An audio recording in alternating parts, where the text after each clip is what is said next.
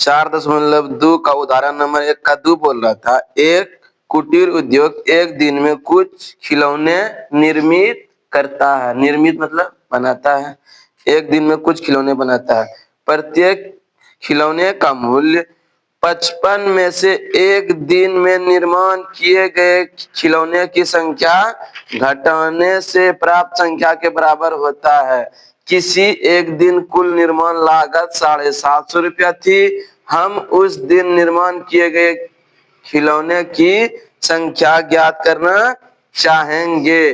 ठीक है, बोल रहा है कि आप एक दिन में जितना माने हैं ना उसमें से ये क्या कर दीजिए, घटा दीजिए। स्पष्ट बोल दिया है। तो यहाँ मान लो माना कि उस दिन निर्मित खिलौनों की संख्या प्रश्नावली 4.2 क्वेश्चन नंबर 2 का 2 है ना, 2 का 2 बोल रहा है माना कि उस दिन निर्मित खिलौनों की संख्या x, माना कि उस दिन निर्मित खिलौनों की संख्या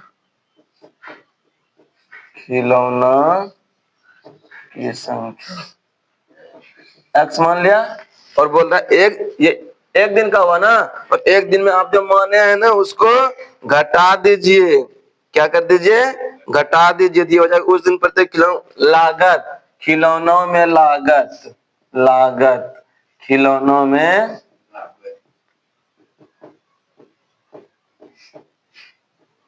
लागत क्या कर देने बोल रहा है, घटा देने के लिए ना। उसका लागत कितना था 55, माने क्या थे x, x को की कर देंगे, घटा देंगे। कोई दिक्कत। और बोल रहा था इनका जो था ना कुल कितना था 750। इन दोनों का गुणनफल कितना हो जाएगा बाबू 750।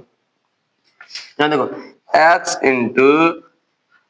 इंटू 55 माइनस x बराबर कितना 750। कोई दिक्कत नहीं, गुना कर दो 55 गुना x, 55x minus plus minus 55x square बराबर कितना 750, 750। तो यहाँ देखो स्क्वायर ना, 55 गुना 55 माइनस प्लस माइनस खाली एक्स स्क्वायर में होगा रे, एक्स स्क्वायर बराबर 750। ये प्लस में इस तरफ आएगा तो 55x minus x square minus 750 बराबर कितना 0। अच्छा इसको पहले x को इधर लिखते हैं एक्स स्क्वायर, और ये प्लस प्लस 55x और माइनस 750 बराबर कितना 0। तो यहां से क्या करेंगे, माइनस को कॉमन ले लेंगे। माइनस कॉमन लेने पर अच्छा जो माइनस वाला है वो क्या हो जाएगा, प्लस हो जाएगा। जो प्लस वाला है वो माइनस हो जाएगा। ये हो जाएगा एक्स स्क्वायर, यहाँ पॉजिटिव है क्या हो जाएगा निगेटिव हो जाएगा। 55x यहाँ निगेटिव है क्या हो जाएगा पॉजिटिव हो जाएगा। 750 बराबर 0। क्या ये द्विघात समीकरण के रूप में आया ना, तो इसको गुणनखंड तो हम लोग कर सकते हैं ना।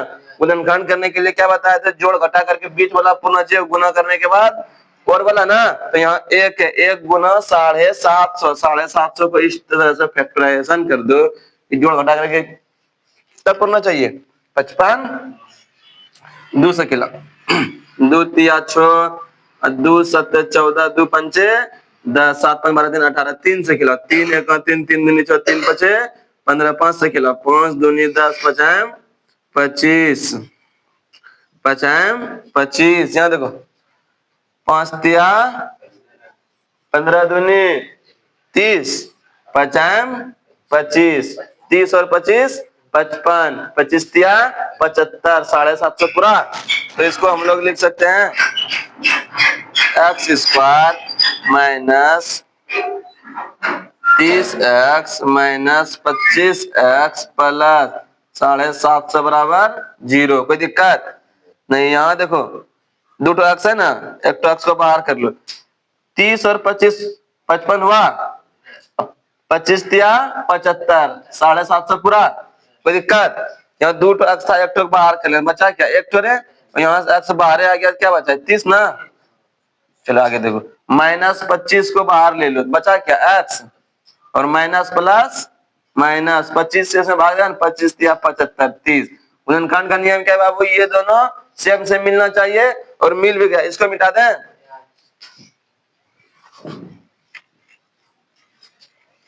चलो देखो ये हो जाएगा x माइनस 30, x माइनस 30 और x माइनस 25। ठीक है, ये x माइनस 30 बराबर 0 मान लो तो x बराबर क्या होगा 30 रे, क्योंकि ये माइनस में उस तरफ जाएगा तो, और x माइनस 25 बराबर 0 तो x बराबर कितना 25। कोई दिक्कत? उस दिन निर्मित खिलौनों की संख्या कितना हो जाएगा, किसी को मान लो 30 और लागत कितना हो जाएगा 55 में 30 घटाएगा 25 आएगा, ये आंसर होगी। या तो ऐसे लिख दो कि निर्मित खिलौनों की संख्या, निर्मित खिलौनों की संख्या, निर्मित खिलौनों की संख्या की माने एक्स ना, एक्स बराबर कितना, किसी को मान लो 25 मानो या 30 मानो कोई दिक्कत नहीं, 25 मान लो तो लागत कितना हो जाएगा, लागत को क्यों माने थे, खिलौनों में लागत, खिलौनों में लागत क्या माने थे बाबू 55 माइनस एक्स ना, 55 माइनस एक्स ना, यहाँ देखो 55 और एक्स को क्यों माने 25 ना, 55 में 25 घटा देंगे 30 आएगा, देखो 25 30 आंसर आया। कोई दिक्कत? देख लो एक बार।